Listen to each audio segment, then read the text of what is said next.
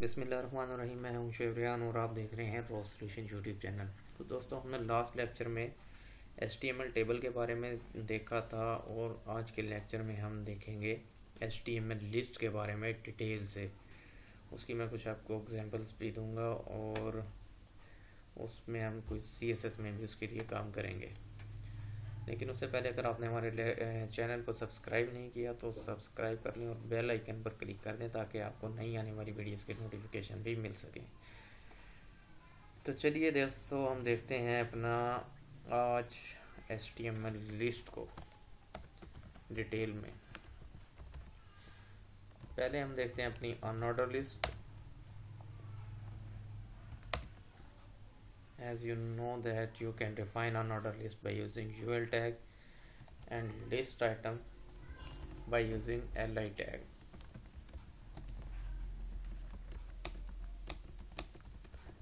तो इस तरह से हम अपने कुछ लिस्ट आइटम डिफाइन कर लेते हैं। इसको हम देखते हैं अपने ब्राउज़र में, ओपन करते हैं फाइल को। तो ये देखें, हमारी एक अनऑर्डर लिस्ट जो है वो ब्राउज़र में डिस्प्ले हो रही है। तो उसका डिफ़ॉल्ट जो स्टाइल होता है वो डिस्क होता है। लिस्ट स्टाइल टाइप इसकी डिस्क होती है डिफ़ॉल्ट। अगर आप इसको चेंज करना चाहते हैं तो इसी के अंदर आप एक स्टाइल का एट्रीब्यूट यूज़ करें और इनलाइन CSS के थ्रू मैं आपको करके दिखाता हूँ। उसमें आप देख सकते हैं डिस्क स्टाइल टाइप। डिस्क तो इसका डिफ़ॉल्ट होता है। ये डिस्क हम लिखेंगे और देखेंगे कि कोई चेंज नहीं होगी इस लिस्ट पर। ये देखें, because disc is the default style. अगर आप इसको चेंज करना चाहते हैं तो आप इसकी जगह सर्कल लिख सकते हैं।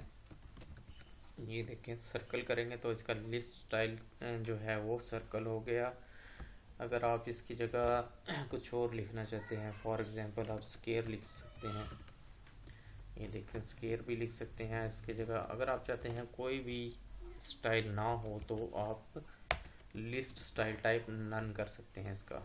अभी देखें, आइटम्स जो है वो आपके लिस्ट की सूरत में ही डिस्प्ले होंगे, लेकिन जो इसका हमने सिर्फ अभी लिस्ट स्टाइल जो है वो ख़त्म कर दिया है, नन कर दिया है, तो इसलिए कोई भी लिस्ट स्टाइल डिस्प्ले नहीं हो रहा। और अगर आप नेस्टेड लिस्ट बनाना चाहते हैं तो आप नेस्टेड लिस्ट भी बना सकते हैं।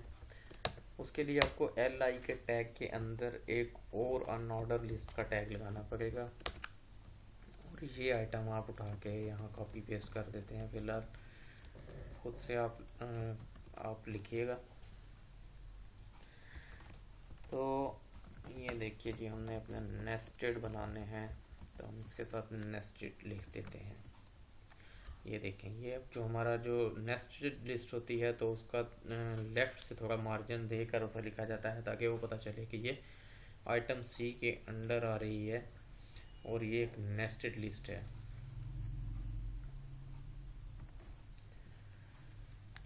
इसी तरह से आप ऑर्डर लिस्ट भी लिख सकते हैं अनऑर्डर लिस्ट के अंदर, या कोई भी HTML का टैग इस्तेमाल कर सकते हैं। li टैग के अंदर इमेज का टैग आप इस्तेमाल कर सकते हैं, हेडिंग का कर सकते हैं, पैराग्राफ का कर सकते हैं, एंकर टैग आप इस्तेमाल कर सकते हैं। कोई भी आप टैग यूज़ करना चाहें वो कर सकते हैं। तो अनऑर्डर लिस्ट को और कहाँ इस्तेमाल कर सकते हैं आपको मैं एक एग्जांपल देकर बताता हूँ, बल्कि हम उसको बनाते हैं। आपने अक्सर वेबसाइट पर देखा होगा कि टॉप पर एक मेन्यू बार आ रही होती है। तो वो मेन्यू बार आप बना सकते हैं यूजिंग अनऑर्डर लिस्ट। इसको मैं थोड़ा इंडेंट कर रहा हूँ कोड को ताकि समझने में थोड़ी आसानी हो। तो सबसे पहले हम उसको एंकर टैग बना लेते हैं, क्योंकि जितने भी मेन्यू आइटम्स होते हैं हमारी किसी भी वेबसाइट के, वो एंकर टैग होते हैं। वो एक पेज से दूसरे पेज पर ले जाने के लिए होते हैं। ऊपर आपने अक्सर देखा होगा home, about us, contact us लिखा होता है। तो हम भी इस तरह लिख लेते हैं होम। इसको कॉपी करें, यहाँ लिख लें अबाउट,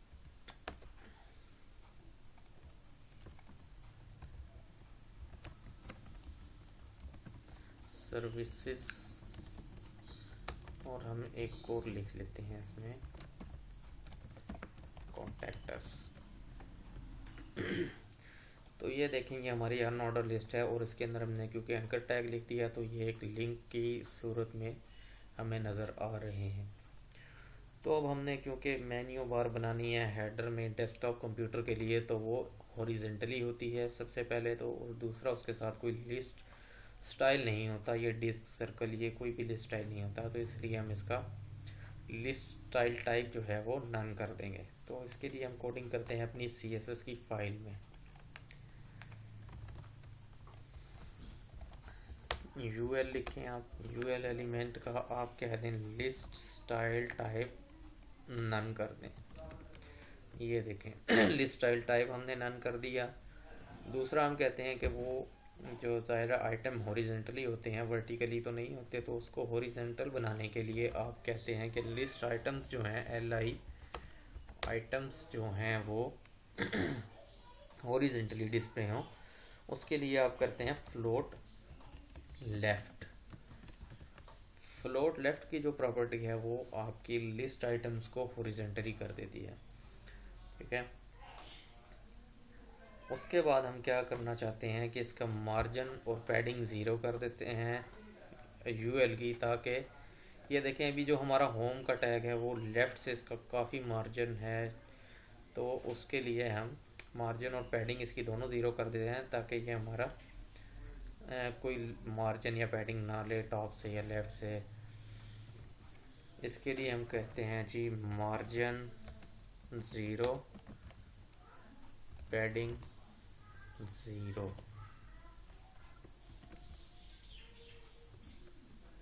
ये देखें अब हमने मार्जिन और पैडिंग 0 कर दिया, तो ये हमारा बिल्कुल लेवल में आ चुका है, जैसे HTML के बिल्कुल लेवल में आ गया है ये। उसके अलावा हम इसका करते हैं एक बैकग्राउंड कलर इसे देते हैं। मेन्यू को आप कोई भी अपनी मर्ज़ी का बैकग्राउंड कलर दे सकते हैं। मैं यहाँ दे लेता हूँ कोई ब्लैक, बल्कि ब्लैक से थोड़ा मिलता जुलता कर लेते हैं।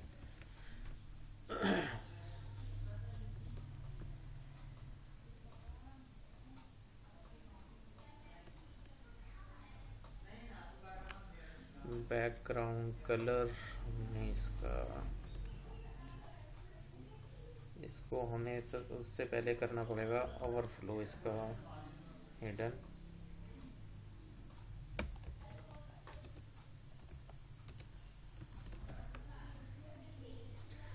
ये देखें ओवरफ्लो हिडन का मतलब होता है कि अगर कोई आइटम जो है वो आपका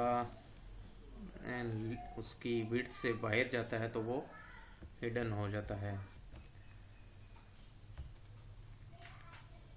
तो जनाब ये हमारा ओवरफ्लो हमने हिडन किया ताकि हमारा जो सिर्फ लिस्ट आइटम की स्पेस है वो एंकर टैग ले, अगर उससे कोई ओवरफ्लो होता है तो वो जो चीज़ एरिया है वो हिडन हो जाता है, या वो कंटेंट आपका हिडन हो जाता है।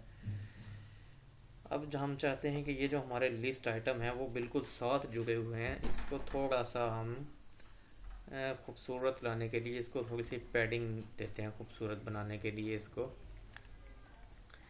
उसके लिए हम कहते हैं कि LI का जो चाइल्ड है एंकर टैग उसको ये स्टाइल देंगे। जब हम LI के साथ एंकर टैग लिखते हैं तो वो सिर्फ LI के अंदर जो एंकर टैग होगा उसी पे ये स्टाइल अप्लाई करेगा, ना कि तमाम एंकर टैग्स पर ये स्टाइल अप्लाई करेगा। तो उसको हम कहते हैं जी हमारी जो पैडिंग है वो 16 पिक्सल करते हैं इसकी। ये देखें नहीं पैडिंग जो हमने इसकी 16 पिक्सल कर दी है, तो ये थोड़ा सा खूबसूरत बन गया है, थोड़ा सा फास्टे पर आ गया है एक दूसरे से। दूसरा हम कहते हैं इसका डिस्प्ले जो है वो ब्लॉक कर देते हैं।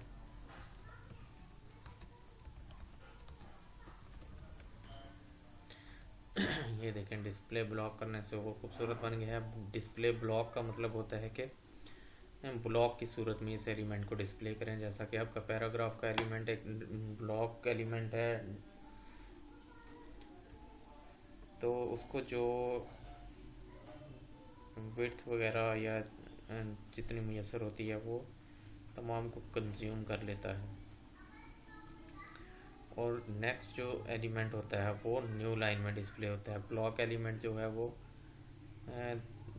एक पूरी लाइन में डिस्प्ले होता है। उसके अलावा अगर आप जैसे पैराग्राफ का टैग लिखते हैं तो आप उसके बाद अगर कोई भी एलिमेंट लिखेंगे तो वो न्यू लाइन में डिस्प्ले होगा, पैराग्राफ के साथ डिस्प्ले नहीं होगा। तो अब आप कह रहे होंगे कि ये हमने डिस्प्ले ब्लॉक किया है अगर एंकर एलिमेंट को, तो बाकी के एंकर एलिमेंट न्यू लाइन में डिस्प्ले क्यों नहीं हो रहे? क्योंकि ये ब्लॉक एलिमेंट है। तो ब्लॉक एलिमेंट वो इसलिए नहीं हो रहा है क्योंकि हमने अपनी लिस्ट को फ्लोट लेफ्ट किया हुआ है और एक लिस्ट आइटम को जितनी जगह मुयसर है वो तमाम इसने कंज्यूम कर लिया है। एक लिस्ट आइटम की जगह फॉर एग्जांपल ये होम के लिए इतनी है तो वो इसने कंज्यूम कर ली है। तो इसके आगे नया लिस्ट आइटम स्टार्ट हो गया है जिसका हमने फ्लोट लेफ्ट किया हुआ है, तो वो इसी वजह से जो ये हॉरिजॉन्टल लाइन में डिस्प्ले हो रहा है। ठीक है, अब हम चाहते हैं कि इसका थोड़ा सा कलर चेंज करें। ब्लू कलर अच्छा नहीं लग रहा ब्लैक बैकग्राउंड पे, तो इसका हम कलर कर देते हैं वाइट। ये देखिए कलर वाइट कर देते हैं। दूसरा इसकी ये अंडरलाइन भी ख़त्म करते हैं, ये भी अच्छी नहीं लग रही। तो उसके लिए हम टेक्स्ट डेकोरेशन की एक प्रॉपर्टी होती है उसको हम करते हैं नन। ये देखें जी हमारा थोड़ा सा ये खूबसूरत लग रहा है। इसके अलावा इसको हम कहते हैं कि इसके ऊपर जब माउस लेकर आए तो इस पर थोड़ा सा कोई इफेक्ट आए ताकि हमें पता लगे कि कौन सा आइटम इस वक्त सिलेक्ट है और देखने में भी वो अच्छा लगता है। तो उसके लिए हम कहते हैं LI के अंदर जो एंकर टैग है उसके ऊपर कॉलन देकर आप लिखते हैं हॉवर। हॉवर का एक इफेक्ट होता है, हॉवर पर आप अपनी मर्ज़ी की CSS लिख सकते हैं। हॉवर मीन्स जब माउस अवर हो उस एलिमेंट पर तो क्या करना है, तो हम चाहते हैं कि जब इसके ऊपर माउस अवर हो तो इसका बैकग्राउंड कलर जो है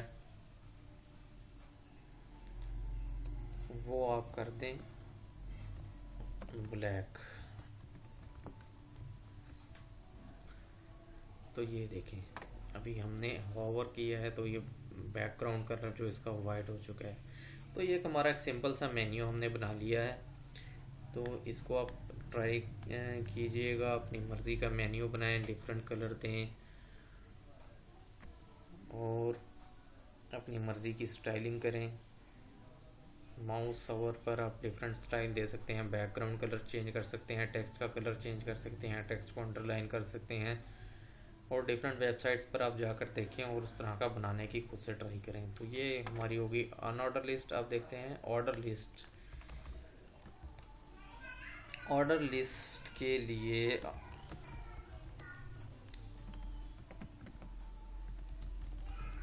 as you know you can define order list by OL tag and list items same as unorder list.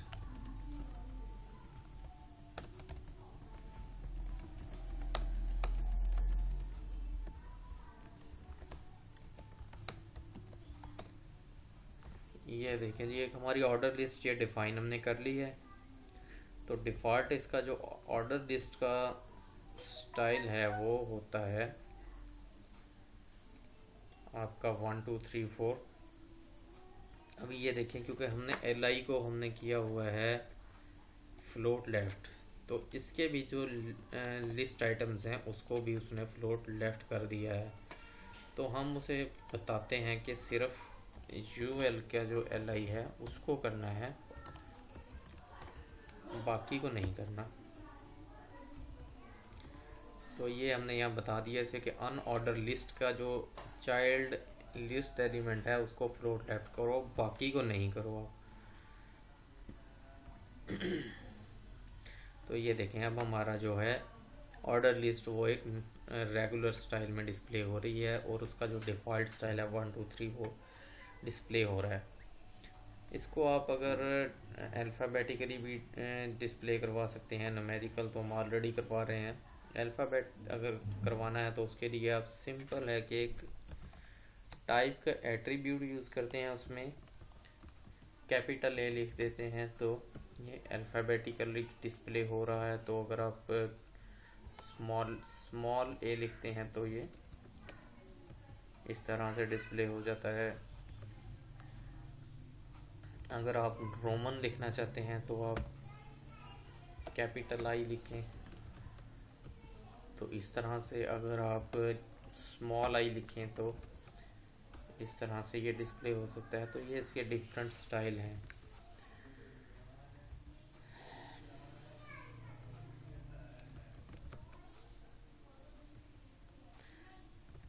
तो ये देखें जी, हमारा ये डिफ़ॉल्ट स्टाइल हमने 1 2 3। अच्छा, एक और चीज़ है इसमें कि आप चाहते हैं कि अभी 1 2 3 से स्टार्ट हो रहा है, 1 से स्टार्ट हो रहा है, हम चाहते हैं 1 से ये स्टार्ट ना हो बल्कि ये 20 से स्टार्ट हो नंबरिंग जो है। तो आप इसके स्टार्ट का एक एलिमेंट लिखेंगे और इसमें दे देंगे 20, स्टार्ट विद 20। ये देखें, अब जो हमारे लिस्ट आइटम है वो 20 से स्टार्ट हो रहे हैं। इसी तरह अगर आप अल्फ़ाबेटिकली यूज़ कर रहे हैं तो उसके लिए भी आप स्टार्ट में आपने इसको बताना नंबर, ना कि आप कोई अल्फ़ाबेटिकली या आप अगर डी लिखेंगे या ई लिखेंगे तो ये काम नहीं करेगा, बल्कि इसके लिए जगह भी आपको नंबर बताना पड़ेगा। अगर फॉर एग्जांपल मैं 5 लिखता हूँ तो ये काम करेगा। ई से स्टार्ट कर रहा है, अगर मैं देखें इसी तरह ई लिखूँगा तो ये काम नहीं करेगा, वो ए से ही स्टार्ट कर रहा है, क्योंकि हमने इसे नंबर बताना होता है कि किस नंबर से स्टार्ट करें। तो हम बताते हैं 5, तो अब ये ई से स्टार्ट करेगा। ठीक है, ये आपकी हो गई ऑर्डर लिस्ट। इस तरह आप ये देखें, इस तरह से आपकी ऑर्डर लिस्ट हो गई। तो एक और आपकी लिस्ट होती है, उसको बोलते हैं हम डिस्क्रिप्शन लिस्ट।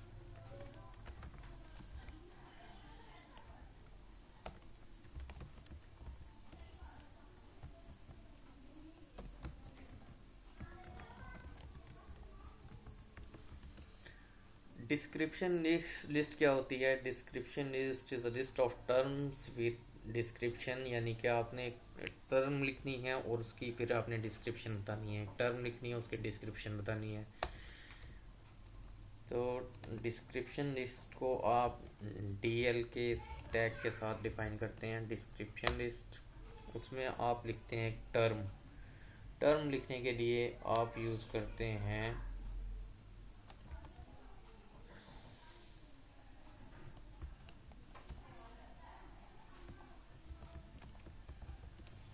कोई टर्म आप लिख लें यहाँ पर कॉफ़ी, और डी उसके लिखेंगे, डिस्क्राइब करेंगे आप। अब इस टर्म को जो कॉफ़ी लिखा है आपने इसको डिस्क्राइब करना है इधर तो आप लिखेंगे coffee is a black hot drink.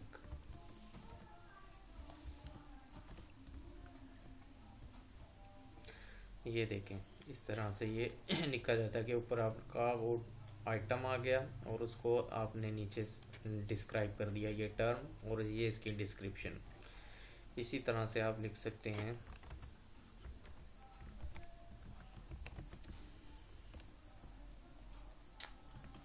Pepsi, Pepsi लिख लें और